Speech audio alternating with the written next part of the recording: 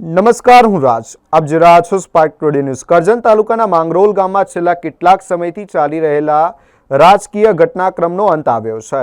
સરપંચ રિયાબેન હરીશભાઈ પંચાલ વિરુદ્ધ રજૂ કરવામાં આવેલી અવિશ્વાસની દરખાસ્ત પસાર થતાં સરપંચ પદ ખાલી થયું છે. મળતી માહિતી મુજબ 26 જુલાઈના રોજ ગ્રામ પંચાયતના સભ્યોએ સરપંચ વિરુદ્ધ વિકાસના કામોમાં બેદરકારી અને સત્તાના દુરુપયોગના આક્ષેપો સાથે અવિશ્વાસની દરખાસ્ત રજૂ કરી હતી. આજે અવિશ્વાસની દરખાસ્ત અંગે ખાસ સભા યોજાઈ હતી. તાલુકા પંચાયતના સર્કલ ચિરાગ ભટ્ટની અધ્યક્ષતામાં યોજાયેલી બેઠકમાં હાજર સભ્યો દ્વારા મતદાન કરવામાં આવ્યું હતું. હાજર રહેલા 6 સભ્યોએ સરપંચ વિરુદ્ધ મતદાન કરતા અવિશ્વાસની દરખાસ્ત બહુમતીથી પસાર થઈ હતી. અવિશ્વાસની દરખાસ્ત પસાર થતાં રિયાબેન હરીશભાઈ પંચાલનું સભ્ય પદ ખાલી થઈ ગયું છે.